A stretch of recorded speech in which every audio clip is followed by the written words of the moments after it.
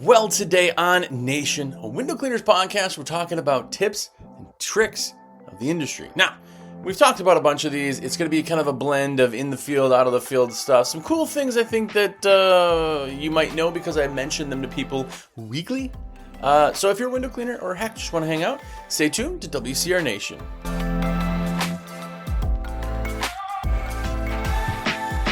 What's up, everybody? Jersey here from windowcleaner.com, and you are here. What's up? If it's your first time here, have a look around. Lots of episodes. We've been doing this going on 10 years.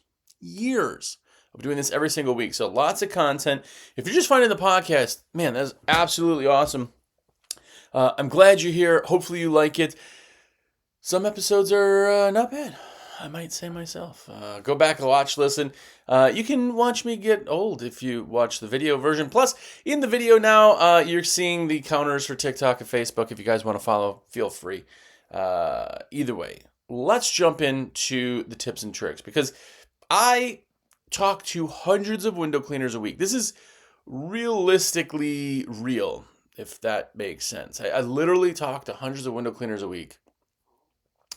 And I mentioned some of the same things over and over and over and over. I mean, every single week without fail, I'm talking about some of the stuff. And it's absolutely okay. It just shows how much information doesn't necessarily get through, right? A lot of people focus on some of the other stuff, and there's a lot of trolls. And if you're on Facebook and those groups, there's a lot of information out there. Maybe you're watching some cool pictures or videos and stuff, but you're not actually getting any information from it.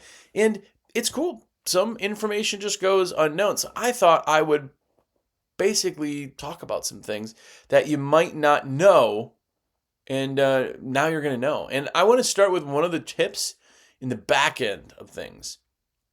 If you have greasy windows, if you have fingerprints, but you're doing like a gyro place, right? Or like an Asian restaurant of any kind, a lot of the times they have a lot of grease because a lot of stuff is fried. The windows get awful, and then you're just chasing it. And I'm going to tell you the tip that I think is one of the most important, useful, kind of things to have in your toolbox is called TSP. It's trisodium phosphate, and it can be found at Lowe's or Home Depot in the paint section. I think now it's like phosphor-free trisodium phosphate or whatever, something. It's there, TSP. What it does is it's a film cutter. It cuts through film, and that is grease, fingerprints, it's any of that stuff. When you get in, I always say gyro restaurants because those seem to be the worst, where they got like that meat spinning, and the grease is in the air, and man, you're like, ugh, everything I touch is disgusting. That stuff melts it. Now, it smells a little bit like fish in the water. Don't have to go heavy, but it feels a little bit weird in the water, and it's not bad. It's just a little scent in there. But try it. TSP is absolutely awesome. Real quick, disgusting story that I have is my first gyro restaurant. This is why this one always comes up, and I had to figure this part out for that. This place had opened up. It was new. It was awesome. Something got screwed up with the vent system, so it didn't work very well for like a week. It was like 5 days or 6 days. It worked. It just didn't work really well, and then it got back in, and it was fine. The first time I did this restaurant, I'm up there and this window's behind the TV, and I grab the TV on the wall to kind of move it out because it's on like a stand so that I can wash behind it.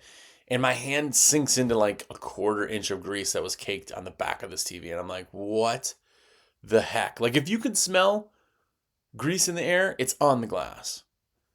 And trying to wash something that is not water soluble with just water doesn't really work very well. So then you're chasing it and everything you detail sucks. And man, it just really, really was bad. So TSP is absolutely a game changer. Am I telling you to use that? No, because I don't know. Maybe it's bad on your hands. I don't know. But it works insanely well. All you do, it's like a powder. You sprinkle some of it in the water and boom, you have now a grease cutting solution.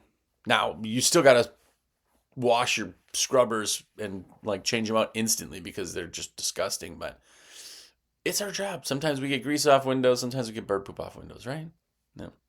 But speaking of, another tip that shocking amount of people do not understand is that you should not wash your towels or your sleeves or your whatevers in any type of soap, detergent, or fabric softener.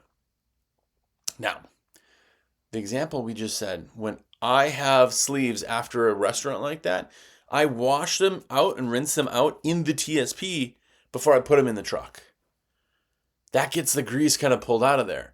But here's the truth of the matter is, a lot of times people will say, well, I wash, my towels with, I don't know, Tide, scent-free, ultra, great. You don't need any of that, first off. And second off, any of the smears, when you clean a window, not grease, we're not talking about grease anymore, standard window. And sometimes you're like, man, no matter what I do, I'm getting like faint marks on there. And then you're like, well, it's my squeegee, it's my rubber, it's my whatever. And you're getting these like streaks, almost like haze marks on there. That's the towels. That is the fabric softener. That is, maybe there was a bounce sheet in there. Maybe your dryer that you've been using, you've used for a very long time, and the drum inside there is just coated with fabric softener. It's getting on the towels. And here's the thing. If your laundry smells like any kind of fragrance when you pull it out of the washer, you have some kind of something in the fabric, and that can get back on the glass.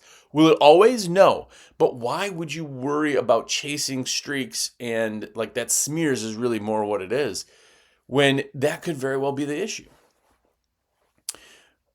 Dirt itself, when we clean windows, is water soluble. We're obviously using water to get it off the glass. And now what happens to the soap and water that's, we scrub on, we squeegee off, we put it in our towels, it's on our sleeves. When that all dries in and we wash it, there's still a little bit in there to help the encapsulation of the dirt, get it off there and rinse. For some weird reason, people think they need like fabric softener in the towels. And they'll go, I don't use a lot. Well, then you could be chasing those smears. And if you want to chase smears, be my guest. I don't. So don't wash anything in fabric softener or detergent or blah, blah, blah, blah, blah. It just doesn't make sense. It doesn't need to.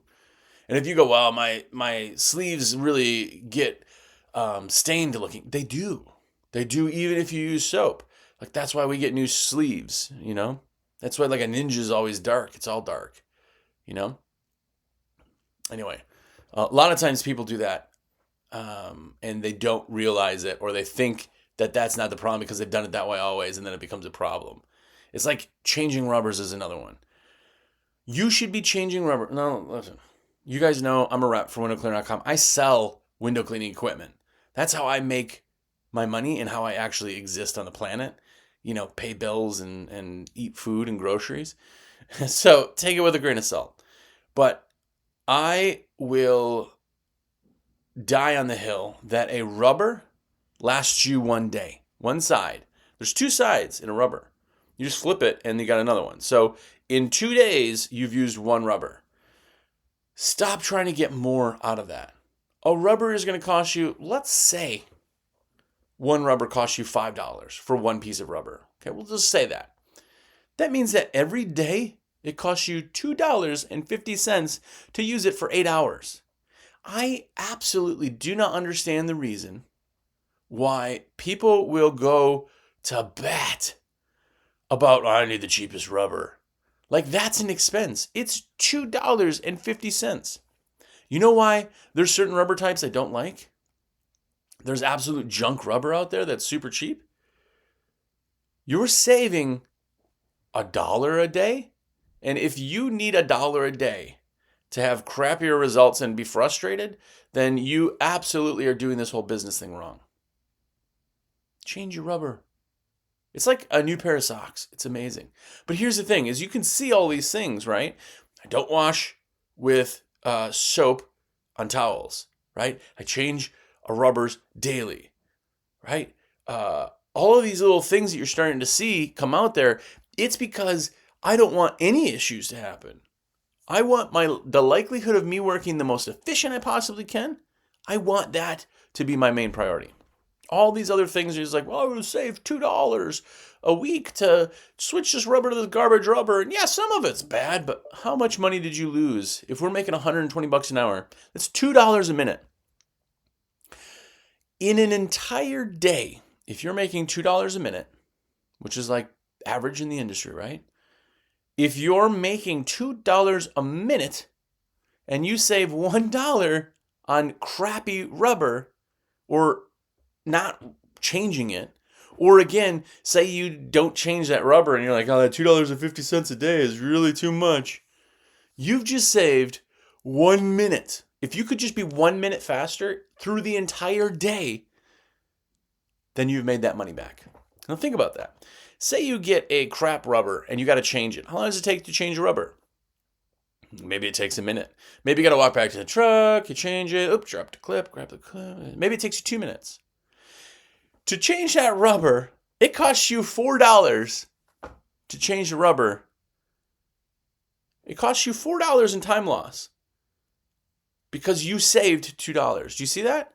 You didn't save anything. This is like this rubber thing. I just don't get it. I got guys who are like some kind of weird badge where like, I could use a rubber for a whole month. This new stuff doesn't last. It's like, what?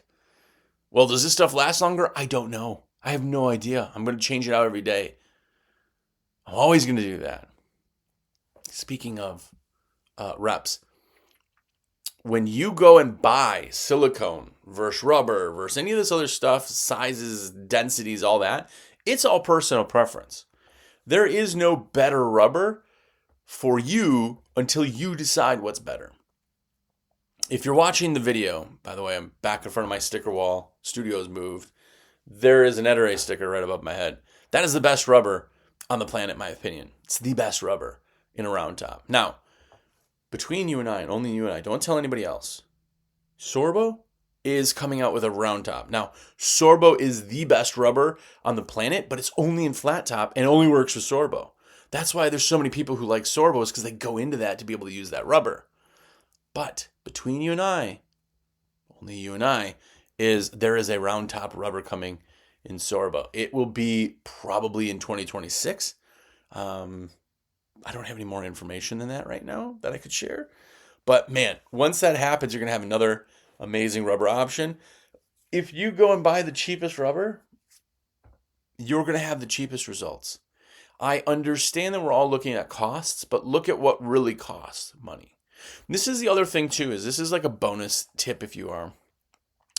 I don't like the fact that people have cars, SUVs, or older vehicles. And before you get angry, let me explain my side first. If you have an older vehicle, the reliability goes down. No big deal. Like, I just got to change my battery. I got to change my what. The problem is that costs you money. Again, say you're at not even 120. Say it's $100 an hour. Say you're having a really bad day and it's $75. Okay?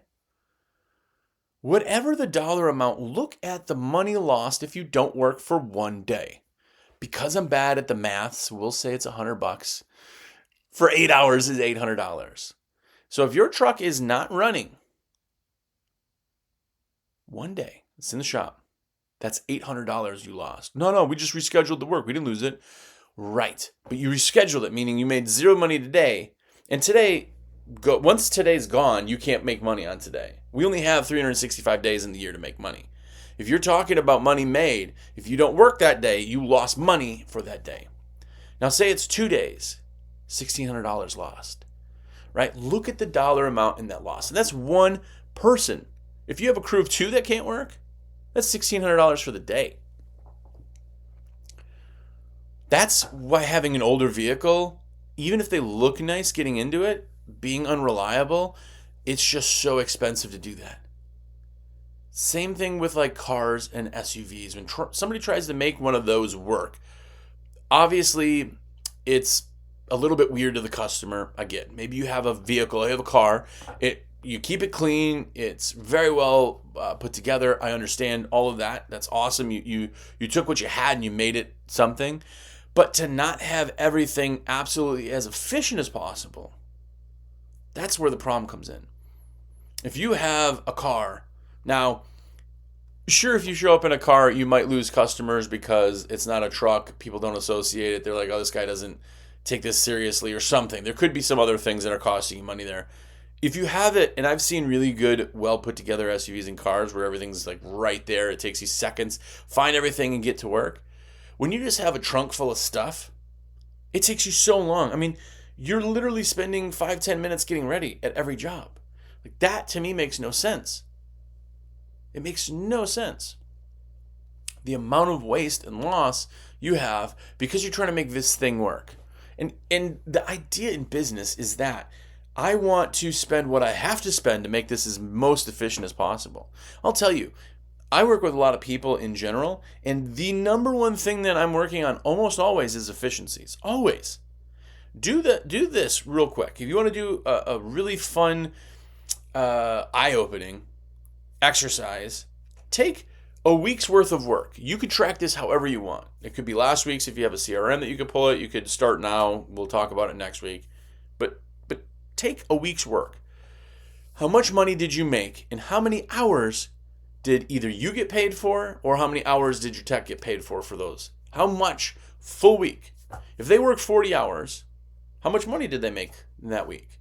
Break it down and now really look at those numbers. There's lots of variables, but look at the numbers. I will guarantee, 100% certainty, you'll look at them and go, whoa, well, yeah, but there was this one job that they had to like go back, or they were talking to this customer, or they had to drive back they hit traffic. That there's always excuses. So that means that every week you're ever out, there's excuses. And look at that dollar amount. It's shocking because so many people go, well, I bid for this amount. And then they look and they're like, oh, dude, I'm making like $70 an hour. Well, yeah, it's drive time. Of course it is. That's your day. Like if I told you, hey, you could do my job. You could charge me $150 an hour, but I'm a 5-hour drive from you. You would say, no, that doesn't make sense, right? Because you're like, well, I'm not going to go do that. I got 5 hours of drive time, 10-hour round trip doesn't make sense. Right. So in an exaggerated case, you need to make money for the drive time because you're not going to just lose the money to do that. This is where that kind of separation comes in. It's very interesting when you put that out because people don't see the numbers. And doing that one, every time I've ever kind of gone over that with people, they're like, oh, geez, you know? And it does kind of shock you a little bit when you start tracking that more and more. By the way, you can only do something with the information you actually have. So get the information, start tracking it. You can see the trends with it. But real quick, I have to do the shameless plug. I do this every week. Give me 2 seconds of your time going back into it. But I am a rep for windowcleaner.com. Literally, thousands of you listen to this every week. And I would love to be every one of yours rep. When you need equipment, please let me put it in. You can literally text me and just be like, Jersey, everything's in my cart. You can save this cart. It's right above the checkout button, underline text. You can even name it something. Jersey's nose is crooked. And I will be able to see that and put that in. It costs you nothing extra. I put it in. Make sure you get your gifts, discounts, all that other stuff. Plus, it's like a little bit of a high five to me. And then you have somebody in your back pocket. So let me do that. Also, if you didn't know, the American Window Cleaner magazine is absolutely awesome. And there's some of you that don't have it. Or you're sleeping on it. I don't know why you're sleeping on it. But go to awcmag.com. Get the subscription. It's $69. It's a real paper magazine that will absolutely elevate your business. Plus, it comes with a cool sticker sheet. And who doesn't love stickers? So go do that. Plus, I got a discount for the greatest CRM I've ever found.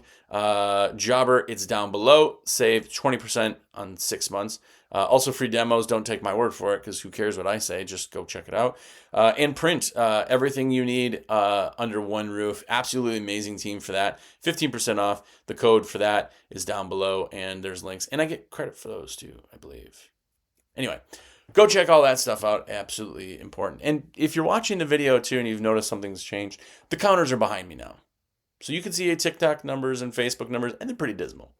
Follow me. It doesn't, cost you anything extra. You know what? Then my kids will think I'm cool. So go and do that. Very, very much appreciated.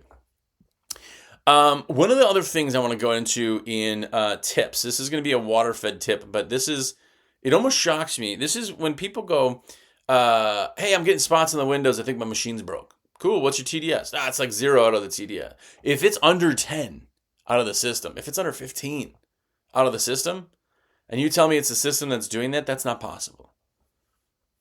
I go, it's not the issue. Then your water has nothing in it to spot, so you're getting that minerals from somewhere.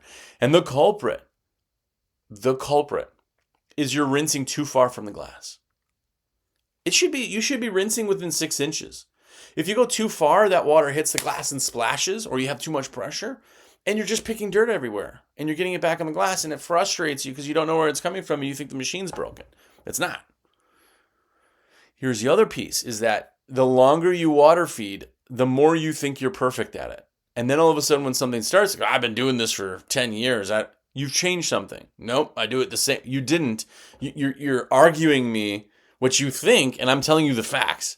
There is nothing in the water. You can't, we'll say 0, right? Not every machine, you don't need 0. 0 to 10 in TDS is the same. We're talking parts per million.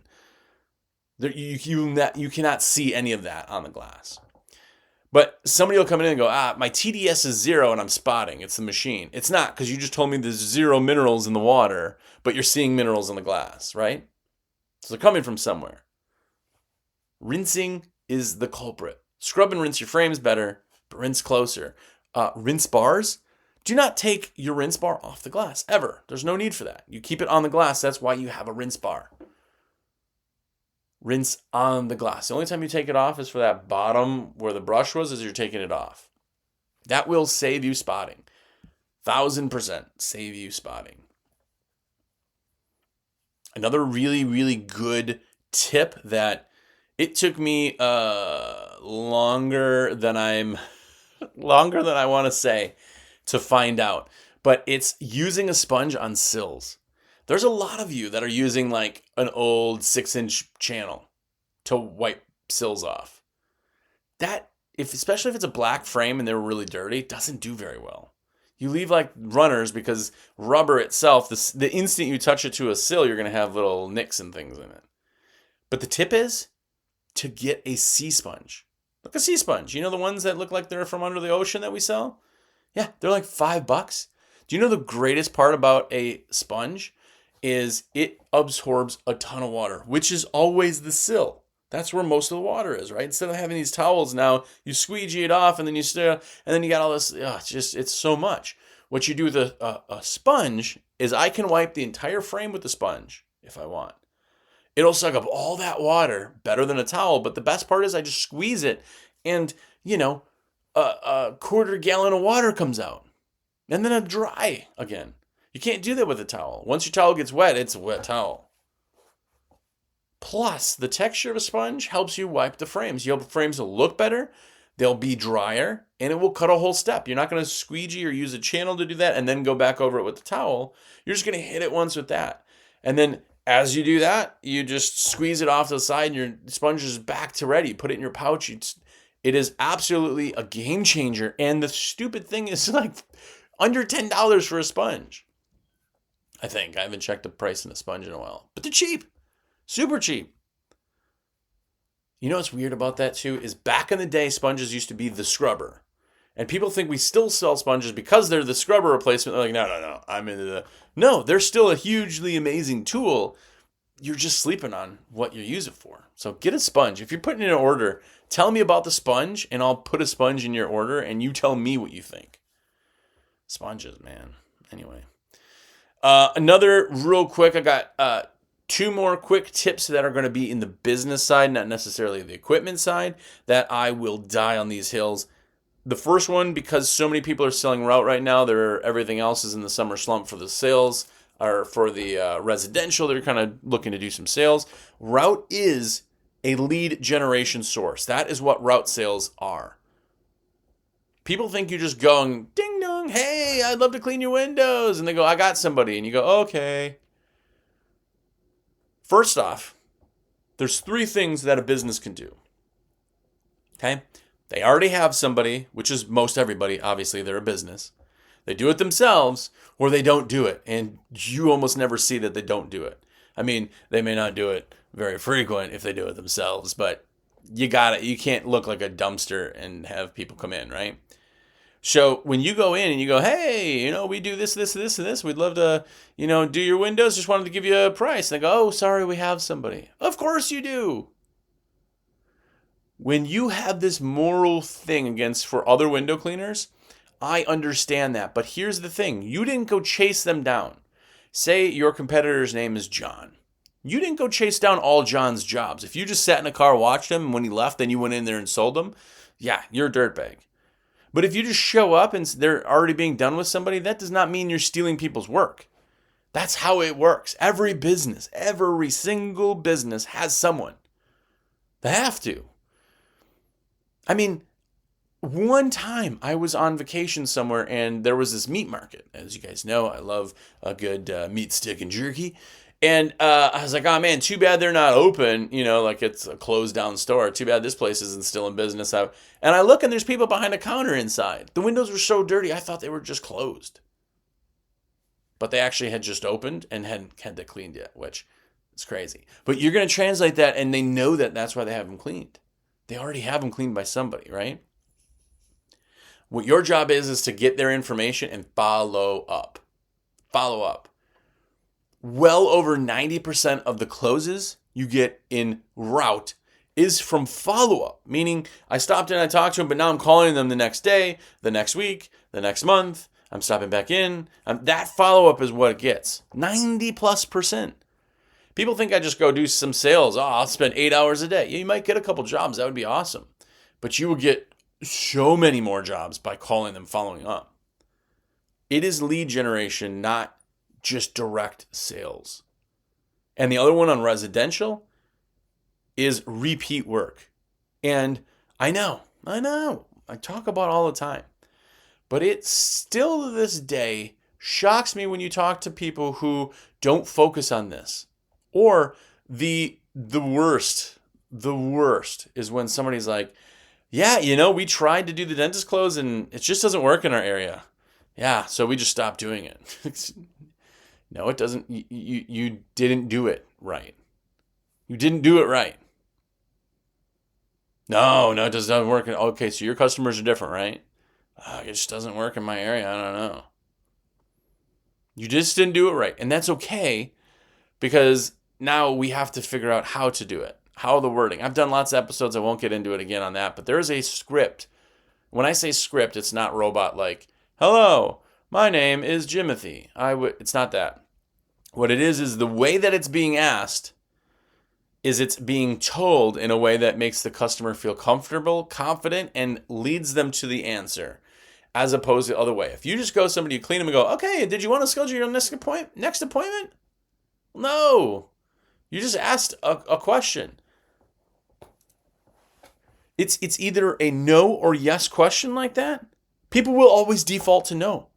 Watch people walk through and somebody goes, hey, excuse me. They're in a store, right? You're walking around and they go, excuse me, I have a quick question for you. You go, nah, no, thank you. I'm not interested. You didn't even hear the question. No is our default. So why would you ask a no or yes question? Anyway, I won't get into that. But man, you want to talk about the game changer. And I want to be absolutely true with all of you. If you ever get something from the podcast and you want to send me something and be like, dude, this is a gem, please let me know. I get texts every day about things that people have picked up or they heard or like, dude, this is awesome. I started doing this. I will tell you the biggest change in companies by far. I'm talking about earth-shattering money. This was the pivot point of my business, was the dentist close. As soon as you change that mindset into the repeat people, it changes so much. If you do a customer and then you wait for them to call you, more than likely they're doing it at least once a year, once every 2 years. Even at best case scenario, if you start doing the dentist close, now you get every customer in twice a year, you just doubled your company. You just doubled your company. People go out there and they get all this time and money to get customers, then they get them in the thing, and then they go find more customers. It's like, what about these people that you work so hard and now they trust you? Dentist Close is there. Repeat work is how a successful company is successful. I'm telling you.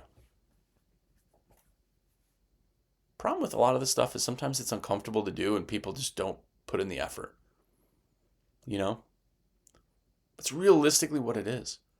But that's why the air quote 90% of businesses fail. Because 90% of people shouldn't be business owners. It's going to be tough. Lots of things will be tough. The real successful business people are the ones that get past that. You know Amazon? You remember the picture where it was like a spray painted banner sign by his folding desk?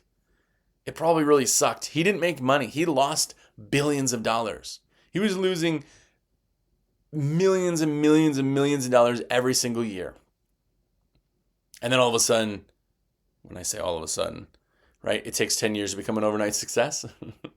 He's doing fantastic. Anyway, I'm talking your ear off now. I apologize, but I just want to go one more time and let you know I only make money a few ways, right? You guys are out there cleaning. That's absolutely awesome. You need to put in orders for supplies. I want to do that for you. I make it absolutely easy. Make sure you get all the freebies and discounts and everything else that you're entitled to. But I get a cut of that on the back end. You pay me nothing. I get it from the company that I work for. Plus, I earn my keep and I can exist even more. So please let me do that. 862-312-2026 is my cell phone. Also, if you're on any of the socials, TikTok, Facebook, please follow me. If you need a CRM, I got that too. 20% off, 6 months, free demos. Do that. It's Jobber down below. 15% off a print. And if you're not getting the magazine yet, I don't know what's going on. It's $69. It's less than an hour's worth of work. Go to American Window Cleaner Magazine. It's awcmag.com. Ask me if you don't have the link and you need it. I'll send you a link. Subscribe. It would mean the world to me. And very much appreciate it. Any of you that are here have questions, anything, please do let me know. Hopefully the tips help you. More importantly, before next week, go out there and be